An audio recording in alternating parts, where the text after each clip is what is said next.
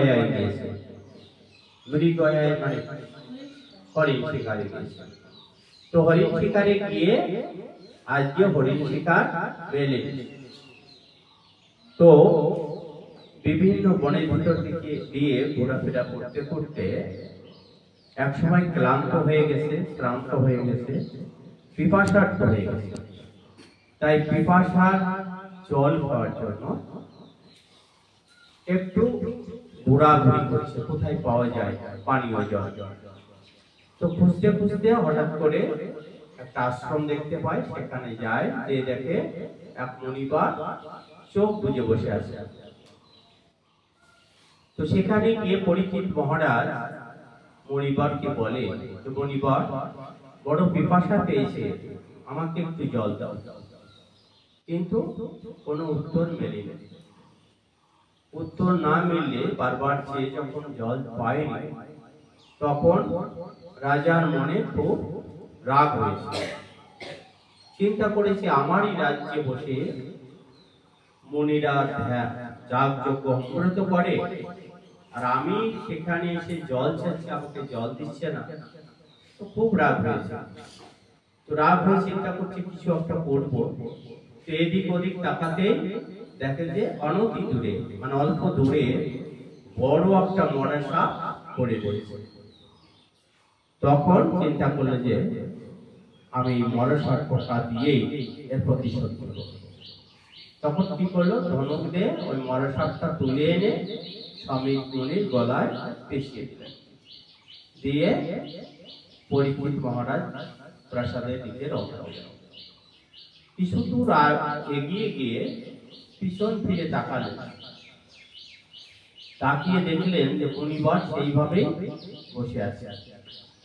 তখন পরীক্ষিত মহারাজ চিন্তা করলেন যে এই মুনিবার আসলে তো বাহ্য জ্ঞান নাই, বাহ্য জ্ঞান থাকলে আমি সাপটা জড়িয়েছিলাম, সে এর প্রতিক্রিয়া কিছু দেখাতো, তার তো জ্ঞান নাই। তখন চৈতন্য জ্ঞানের উদয় হল পরীক্ষিতের মনে, পরীক্ষিত মহারাজের মনে, কি যে সাপটা জড়ানোই আমার ঠিক হয়েছে। কারণ মণিবার যে ধ্যানমগ্ন ছিলেন, আমি জল চেয়েছি, জল দিলেন না, এই কারণে অপরাধটা তার মণিবরের উপরে যাওয়া কথা ছিল।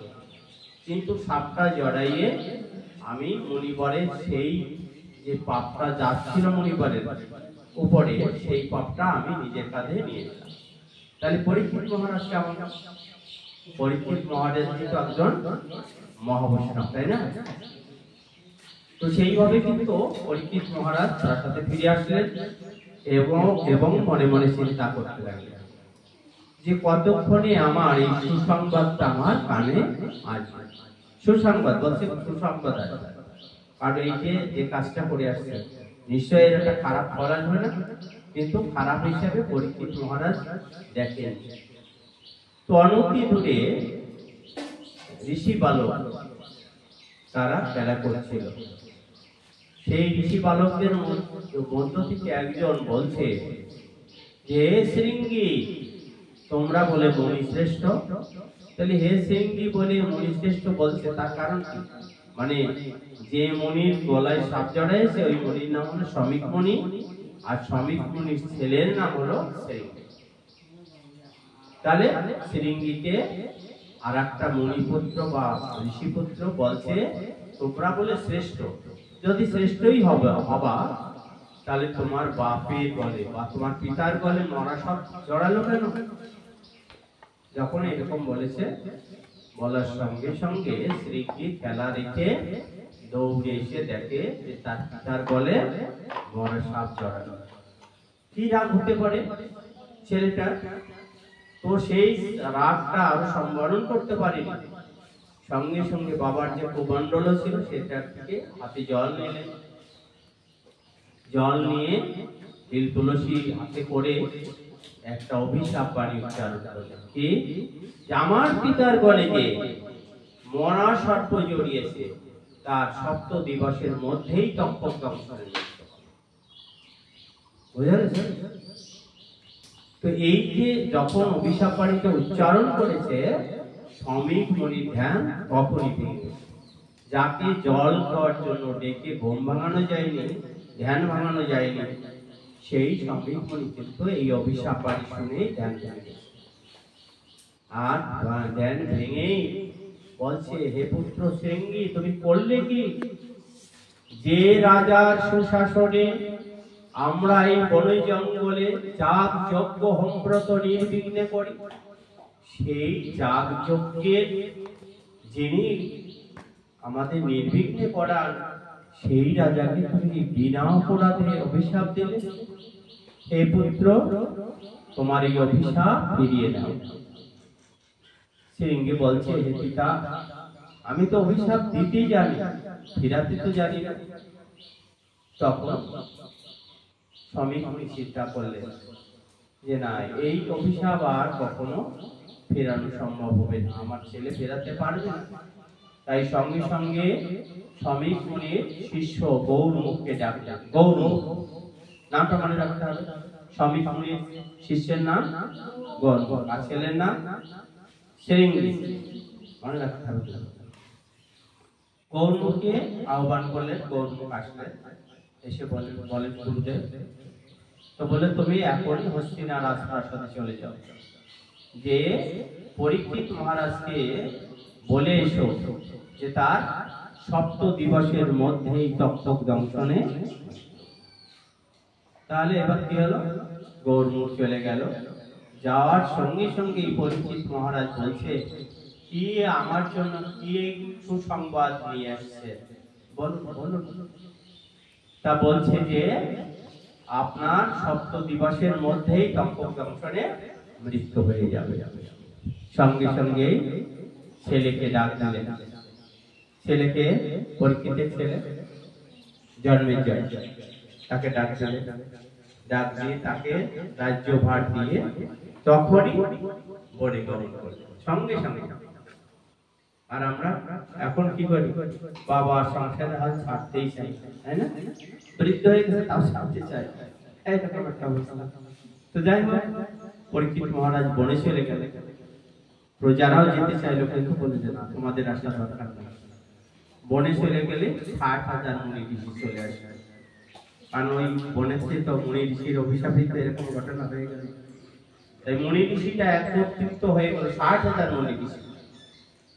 তারা কেউ পরীক্ষিত মহারাজকে স্বর্গে পাঠাচ্ছে, কেউ তক্ষকের হাতে থেকে বাঁচানোর জন্য উপায় খুঁজে বেড়াচ্ছে, কিন্তু সমাধান হচ্ছে না, কোনো সমাধান হচ্ছে না। আর তার জন্য কি হলো? তারা এত বিভ্রান্ত হয়ে যাচ্ছে, মনিগণ, কি এর সমাধান হবে, সঠিক সিদ্ধান্ত কি হবে? ঠিক এই মতো অবস্থায় সেখানে 16 বছর বয়সী একজন দিব্য পুরুষে হাজির হল। তার নাম সুখদেব গোস্বামী। সুখদেব গোস্বামী, ঠিক আছে, হাজির হয়ে গেল। সুখদেব গোস্বামীকে দেখে 60,000 মুনি ঋষি উঠিয়ে দাঁড়ায়, প্রণতি জানালেন, এবং 60,000 মুনি ঋষি বললেন যে একটা আসন পাতা ছিল, সেই আসনে আর কেউ বসতে পারছে না, তো বললেন যে আপনি ওই আসনটা গ্রহণ করেন। তাই এই সুখদেব গোস্বামী এই আসনটা গ্রহণ করলেন। তারপরে কি করলেন? সোজা ভাগবত আলোচনা শুরু করলেন। ভাগবত, তো ভাগবত বলতেছেন, পরীক্ষিত মহারাজ শুনেই যাচ্ছেন। শুনতে শুনতে কি হলো? 6 দিন কেটে গেছে, চলেই যাচ্ছে ভাগবত কথা, চলেই যাচ্ছে। 6 দিন পর 6 দিন শেষ হয়ে যাচ্ছে, এমন তো অবস্থায় পরীক্ষিত মহারাজ বলছে যে আজ 6 দিন ধরে এই ভাগবত কথা শ্রবণ করছি, কিন্তু মাতৃ জঠরে থেকে আমি যে রূপ দর্শন করেছিলাম তার কথা তো এখনো বললেন না। তখন সুখদেব গোস্বামী বললেন, আমি এতক্ষণে বুঝেছি আমার ক্ষেত্র প্রস্তুত হয়ে গেছে, আমি এখন বীজ বপন করতে পারবো। কারণ আমরা মাঠে যে চাষ দেই, চাষ না দিয়ে কি কেউ ধান বনে কি লাগায় না, চাল দিয়ে জমিটা ধারণ ভাবে প্রস্তুত করে নেয়, তারপরে সেখানে বীজ বপন করে, তাই না? তো আজকে সুখদেব গোস্বামী বলছে যে এতক্ষণ আমি বুঝলাম যে ক্ষেত্রটা আমার তৈরি হয়ে গেছে, আমি এখন বীজ বপন করতে পারি। তার মানে কত আলোচনা করেছে এই সুখদেব গোস্বামী? নবম অধ্যায় বলে, এই নবম অধ্যায় পর্যন্ত যে আলোচনা গভীর মনোযোগ সহকারে পরীক্ষিত মহারাজ শ্রবণ করেছে। তাতে কি হয়েছে পরীক্ষিত মহারাজের? নববিধা ভক্তির উদয় হয়ে গেছে। কি হয়েছে? নববিধা ভক্তির উদয় হয়ে গেছে। এই ভক্তি না হলে তো হবে না। এই নববিধা ভক্তির উদয় হয়ে গেছে। এইবার বলছে দশম অধ্যায়ে কার কথা? ভগবানের আবির্ভাবের কথা, ভগবানের কথা বলছে যে এই নববিধা ভক্তির উদয় যখন হয়ে গেছে, এখন আমি ভগবানের আবির্ভাবের কথা বলতে পারব। তো সেইভাবে সেই ভগবানের দশম অধ্যায়ের কথা শুরু করে দিয়েছে। শুনতে শুনতে সপ্তম দিবসে মৃত্যু হয়ে যাবে। এই সারাদিন শুনতে শুনতে শুনতে বিভোর হয়ে গেছে। পরীক্ষিত আর এই জগতে নাই, এই জগতই যেন নেই। তাই হঠাৎ করে বেলা ডোবো ডোবো ওই মতো অবস্থায় তার সম্মিত ফিরে পেয়েছে। তাই বেলা যে প্রায় ডুবে গেছে। এই তো সপ্ত দিবস যায় যায়, যদি এই আজকে যদি আমার মৃত্যু না হয় তাহলে মণিবাক্য ব্যভিচার হয়ে যাবে। এই কথা কিন্তু মনে এসেছে হঠাৎ। এর মতো অবস্থায় একজন ফল নিয়ে আসছে যে রাজাকে দুটো ফল খাইয়ে আসে। তো সেই ফলের পাত্র সামনে দিয়েছে। পরীক্ষিত মহারাজ সেই ফল খুঁজতে খুঁজতে একটা কুল পেয়েছে। কুলটা ঘুরায় ফিরে দেখছে, ঘুরায় ঘুরায় দেখে দেখে যে একটা কুল ছিদ্র আছে। তো সেই ছিদ্র কুলটা নখতে চিগাই ফেললো। চিগাই ফেলে ভিতরে পেল কি? সুতোর মতো একটা থাকে না, কুলের ভিতরে সুতোর মতো লম্বা একটা সাদা মতো থাকে, তাই না? ওই কোপটা কি করলো পরীক্ষিত মহারাজ? হাতের তালু করে রাখলেন। রেখে বলছে, তুমি কে গো তা তো আমি জানি না, তুমি কে তা আমি জানি না। তুমি যেই হও না কেন, হে কীট, তুমি যেই হও না কেন, এখনই কীট থেকে তক্ষক রূপ ধারণ করে মুনিবাক্য সত্য করার জন্য তুমি তক্ষক রূপ ধারণ করে আমাকে দংশন করে মুনিবাক্য সত্য করো। কি হলো? সেই কীটটা আস্তে আস্তে আস্তে আস্তে তক্ষক রূপ ধারণ করলেন। তারপরে পরীক্ষিত মহারাজকে বেষ্টন করলেন। আমরা জানি যে সাপে কামড়ালে নরক গন্ধ, তাই না? কিন্তু সেই তক্ষক সাপেই তো আজকে পরীক্ষিত মহারাজকে কামড়াতে যাচ্ছে। তাহলে পরীক্ষিত মহারাজ কোথায় যাবে? স্বর্গে যাবে না নরকে যাবে? বাবার বিষয় না। কিন্তু এই তক্ষক বেষ্টন করে পরীক্ষিত মহারাজকে দংশন করলেন। কোথায় করলেন? ব্রহ্মতালুতে দংশন করলেন। ব্রহ্মতালু চিনি আমরা। ছোটবেলায় ছোট মণি যখন শোয়ানো থাকে তখন ইন্দুরি এসে একটু টোকাতে না? ইন্দুরি টোকাতে কোন জায়গা টোকাতে? ঠিক এই জায়গা, মানে এইরকম এরকম করে নড়ে, ওই জায়গাটার নাম হলো ব্রহ্মতালু। তক্ষকে দংশন কোথায় করলেন? ওই ব্রহ্মতালু। যদি কারো সর্পে ব্রহ্মতালুতে দংশন করে, তার গতি কখনো নরকে হবে না, তার গতি উপরের দিকে। বুঝা গেছে? তাহলে এইভাবে কিন্তু ভাগবত প্রথম প্রচার করলেন। কি করলেন? সুখদেব গোস্বামী। এই 7 দিনের পাঠ শেষে উনি কি করলেন জানো? এই যে 60,000 মুনি ঋষি বসে আছে, সবাইকে দর্শন করছে, কথা বলছে, চোখটি বুকির দিকে তাকাচ্ছে। আমি যেরকম কথা বলছি তোমাদের দিকে তাকাচ্ছি না? সুখদেব গোস্বামী ওইভাবে তাকাচ্ছে না। তাকায় তাকায় কি করলেন জানো? একেবারে পিছনে যে মণিবর বসেছিল, একদম পিছনে সেই মণিবরকে ডাক দিলেন যে তুমি এদিকে এসো। সেই মণিবর কাছে আসলে সেই মণিবর হলো সুত প্রশ্রবা, পিছনে, সবচেয়ে পিছনে। কেন পিছনে? কারণ ওই মণিবরের বেশি দাম, বড় বড় দামি মণি ঋষির সামনেতে দাম বসে, কিন্তু ডাক দিয়েছে সবচেয়ে পিছনে। তো তাকে ডাক দিয়ে কাছে এনে বলল, সুত উগ্রশ্রবা, তুমি হয়তো জানো আমি গোদহন কাল পর্যন্ত এক জায়গায় অবস্থান করি। গোদহন কাল মানে একটা গরু দোয়াতে কতক্ষণ লাগে? বেশিক্ষণ লাগে নাকি? ততক্ষণ সময় আমি এক জায়গায় থাকি। শুধু এই পরীক্ষিত মহারাজের এই সভায় আমি 7 দিন থাকলাম এক জায়গায়। তো আমি চলে যাওয়ার পরে এই ভাগবত তুমি জগতের বুকে প্রচার করবে। কেন বললেন? কারণ এক মনে ভাগবত কথা শুধু প্রশ্রবাদ শুনেছে, আর এই যে আগে যারা বসে আছে এরা মন দিয়ে শোনেনি, এরা বলতেই পারবে। তাহলে আমাদের মন না দিলে কিছু হবে? তাহলে আমাদের মন দিয়ে কিন্তু আমরা পঠন করি, শ্রবণ করি, যাই করি না কেন মন দিয়ে করতে হবে, তাহলে কিন্তু আমরা লক্ষ্যে পৌঁছতে পারবো। তো যাই হোক, আমি আর কথা বাড়াচ্ছি না। সবার কাছে আমি একটা অনুরোধ রাখবো, এই ক্লাসটা আমাদের ক্লাস, আমাদের ক্লাস তো আমাদের ক্লাস। এখানে আমাদের ক্লাস হয়ে আমাদের এখানে আসা যাওয়া করতে হবে। এখানে বাইরে কেউ কিছু বললো কি না বললো, বা আমরা কারোর সঙ্গে খারাপ আচরণ করছি কি করছি না, এটা আমাদেরই দেখতে হবে। কারণ আমাদের কি হতে হবে? ভালো মানুষ হতে হবে। কারণ আমরা এই যে ভাগবতীয় কথা, ভগবত গীতার কথা আমরা শিখতে আসছি, তার মানে কি এখানে নৈতিকতার কথা, তাই না? আমার একটা নৈতিকতা জীবন গঠন করতে হবে। সেখানে বিশৃঙ্খলা থাকবে না। আরো বিশৃঙ্খল যদি কেউ থাকে তাকে সুশৃঙ্খলে আনার জন্য আমাদের প্রয়াস করতে হবে। হ্যাঁ, সেইভাবে কিন্তু আমরা যেন এই ক্লাসে সবাই ভর্তি হই, আমরা সবাই যেন আসতে পারি।